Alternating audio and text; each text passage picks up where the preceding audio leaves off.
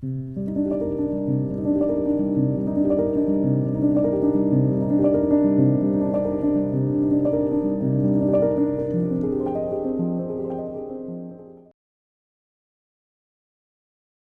do we even care to manage this skating force by the application of an anti-skating force? I have heard plenty of explanations, some which don't make a whole lot of sense, some that make a little bit of sense. Claims like to offer even groove and stylus wear, while true, are not, in my estimation, remotely what we're after. Those are actually beneficial side effects of managing the real reason why we would manage skating force with an anti-skating force. There's the reason why we would manage skating force by an anti-skating force can be explained by one part in the whole assembly of the cartridge and the tone arm, and that is the cartridge motor damper. It's a soft elastomer donut-shaped part that is usually right behind the coil former and serves multiple functions, including, of course, to dampen the system from ringing and to provide a mean reversionary system for the cantilever to fall back into. It's a very important part. What is not clearly understood is that this damper is subject to a very powerful 6 or even 7-to-1 lever arm. The relative strength of this lever arm depends on the length of the cantilever. Cantilevers are usually 6 to 7 to 7.25 millimeters from stylus tip to the pivot point.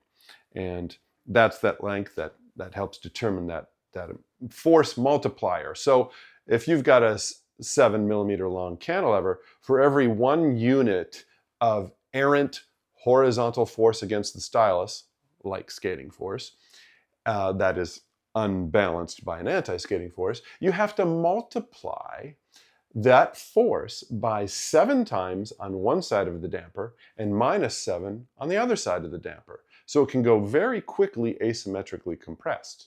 There have been claims made by some tone arm manufacturers that the application of anti-skating force actually makes their tone arm sounds worse. My response is, I believe you.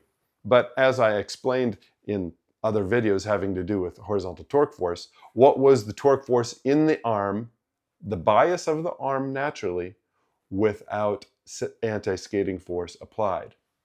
In many cases, you'll see those arms can be excessive. So the application of additional anti-skate force would certainly make it sound poor. Now imagine if your tone arm, as measured by the Wally skater, with no anti-skate force applied, has 0 internal horizontal torque force. That's what we all aim for. Few arms actually make that happen.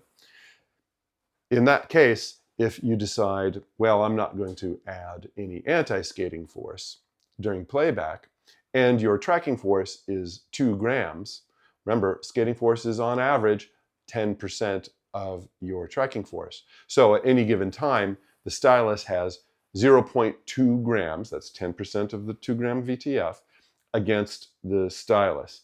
Multiply that by 7 because of the lever arm, and you've got on one side of the damper 1.4 grams of compressive force, and on the other side of the damper 1.4 grams of uncompressive force going in the opposite direction for a net difference of 2.8 grams. Well, at 1.4 grams of force and minus 1.4 grams of force, that is 70% of your VTF being applied asymmetrically to that damper. Now the cartridge rather, will continue to play music when it's asymmetrically compressed. Eventually it will go into sibilance and mistracking.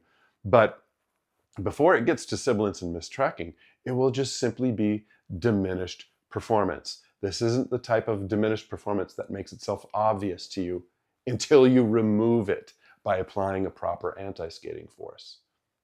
It's a diminution of the size of the soundstage. It reduces the overall sense of relaxed sound. It sounds more like you're listening to a stereo rather than listening to music. Separation of instruments suffers a bit. It just sounds less open and breathing and real. I've shown this clip and other videos on horizontal torque force, and as you can see clearly, that when frictional force is present at the stylus, along with that effective moment arm, skating force kicks in. You can clearly see that when the record is not moving, the cantilever is at one angle, and once it is moving, it significantly changes its angle. This is the direct impact of the application of skating force. If there's no anti-skating force to counteract this skating force, then we can certainly expect that damper to be asymmetrically compressed across the entirety of the surface of the record. Debilitating performance, and you wouldn't necessarily even know it. Please, let's be good to that precious damper in that cartridge. It's been neglected for far too long.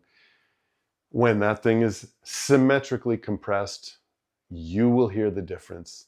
This is often why you have heard me say the Wally Skater is perhaps the most important setup tool after a VTF scale. Remarkably few people have ever had the benefit of hearing what a symmetrically compressed damper sounds like. In the next video, I will go into how not to set anti-skating for optimal performance.